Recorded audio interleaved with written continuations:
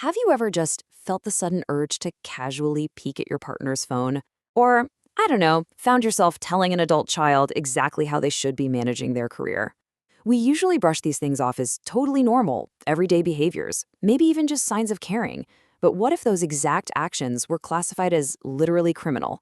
Welcome to This Explainer. Today, we're unpacking a truly radical text titled Don't Try to Control Others. Now, the content we're covering today originates entirely from the writings of Guy Shufang, the founder of the Life Zen Mansion.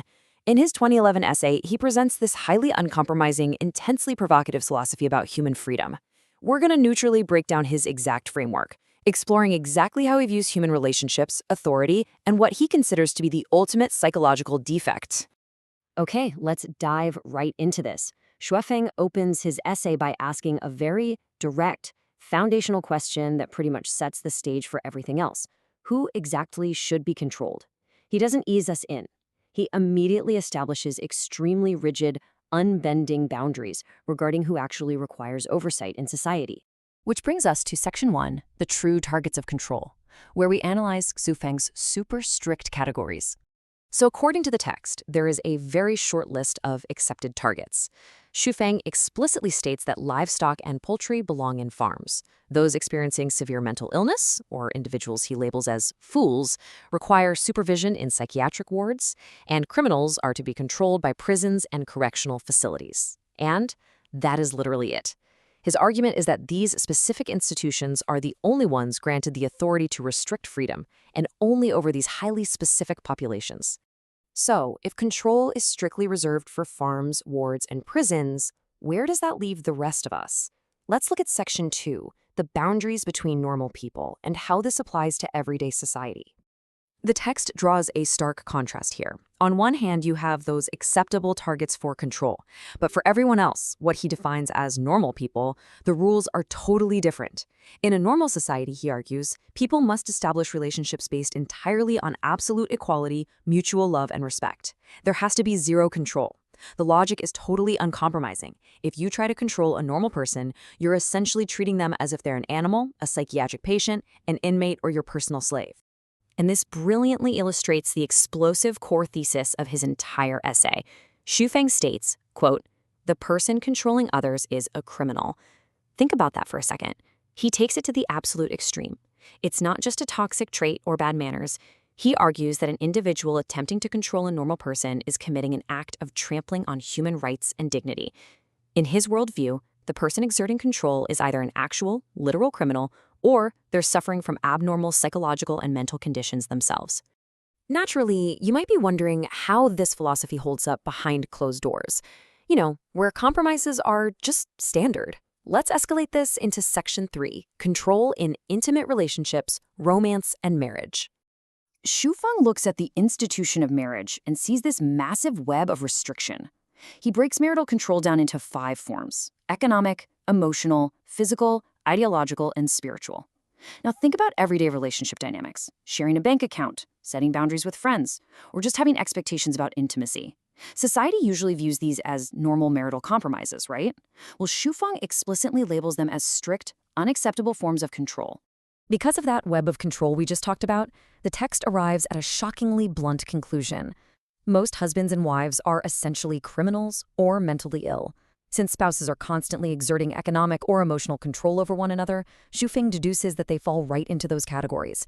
He actually adds a darkly ironic note here, stating that, of course, these quote-unquote criminals and patients will never actually see themselves that way, because acknowledging the illness would mean they are cured and thinking normally again. And there's no free pass for the honeymoon phase, either. The text claims that passionate lovers also show symptoms of mental illness. Romantic partners frequently attempt to control each other out of jealousy or affection. But in Shufang's framework, that mutual possessiveness means even the most devoted lovers carry the smell and suspicion of psychiatric symptoms. So if love and marriage are so fraught with criminality in this framework, what about places where hierarchy is literally built into the system? Let's explore Section 4, crossing the line in workplace and family. Now, what's genuinely fascinating is how Xufeng categorizes family dynamics. He states that parents who continue to control their adult children are criminals. But if adult children attempt to control their parents, it's viewed as an even deeper violation. In that scenario, the children aren't just criminals, they are categorized as fundamentally mentally ill. It's a very rigid hierarchy of who is violating freedom and how severely. Moving over to the workplace, the text does concede that some level of up or down management is reasonable in normal organizations. Actually, let me clarify. It's reasonable until it gets personal. Shufeng argues that the exact moment a boss or manager crosses the line of standard operational structure and begins personally controlling a subordinate, the dynamic shifts completely. At that point, the manager unconsciously views themselves as a literal slave owner and their employee as a slave. So, what does a society actually look like if we apply all these extreme rules? To see that in action, we have to look at Section 5, Absolute Freedom in Life Sen Mansion, and how they implement the doctrine. The crucial point here is how this ideology is enforced. In Lifeson Mentions communities, which they refer to as the second home, they utilize a management framework called chaos management. A central pillar of this is the absolute prohibition of human-to-human control. Members, who are referred to in the text as Zen grass, are commanded to fully respect the freedom of others. Interpersonal control isn't just frowned upon, it is strictly categorically banned to maintain this chaotic yet supposedly completely free equilibrium. Within the system, freedom is viewed as an innate right granted by nature. The text stresses that a normal person absolutely must enjoy full freedom.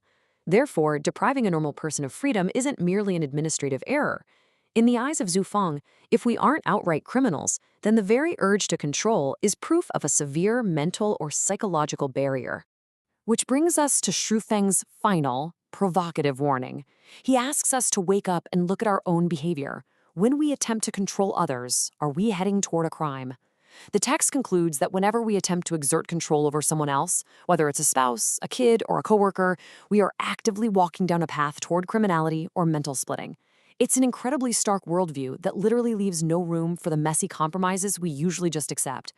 So the question this explainer leaves you with is this: is there any truth buried in this radical extreme? The next time you find yourself telling someone else what to do, are you just caring for them?